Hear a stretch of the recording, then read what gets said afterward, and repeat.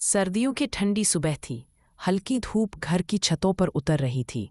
रसोई में किसी मीठी सी खुशबू का एहसास होने लगा था। अनन्या की शादी को अभी सिर्फ 2 महीने हुए थे।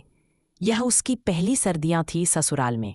घर नया था, लोग नए थे और रिश्तों की गर्माहट धीरे धीरे दिल में जगह बना रही थी। उसी सुबह सासू माँ ने आवाज लगाई, बहू जरा इधर आना। अनन्या तुरंत दौड़कर आई। जी माँ। सासू माँ मुस्कुराई। आज घर में सबकी सबसे बड़ी फरमाइश है, गाजर का हलवा। अनन्या थोड़ी घबरा गई।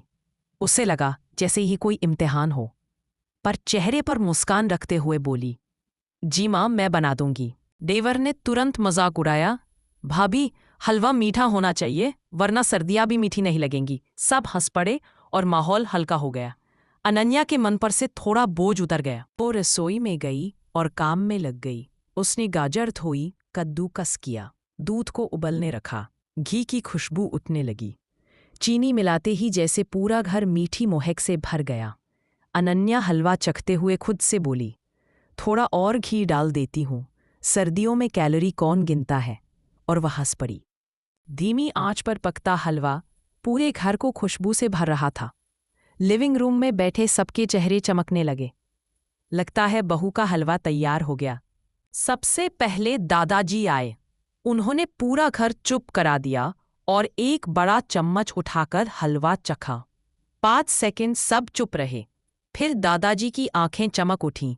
वो बोले, बहू ऐसा हलवा तो मैंने अपनी माँ के हाथ का 20 साल पहले खाया था। पूरा घर तालियों और हंसी से भर गया। अनन्या की आंखें चमक उठीं। उसे लगा उसका डर सफल हो गया। अब तो जैसे हलवे का महायज्ञ शुरू हो गया। देवर प्लेट लेकर दौड़ा, भाभी थोड़ा एक्स्ट्रा देना, जिम कल से शुरू करूंगा, आज नहीं। ननद ने कहा, भाभी मेरे वाले में बादाम पिस्ता ऊपर से डाल देना, मुझे इंस्टा स्टोरी बनानी है। ससुर जी बोले, बहू अगर रोज ऐसा हलवा मिले तो मैं साल भर सर्दियां झेल लूं। सासू माँ ने गर्व से कहा, मेरी बहू तो घर की शान है। अनन्या शर्माते हुए मुस्कुरा दी। उसे लगा ये घर सच में खाने पीने और हंसी खुशी से भरा हुआ है। पर कहानी यहीं खत्म नहीं हुई। जैसे ही सब खाकर उठे, पता चला हलवा पूरा खत्म हो चुका है।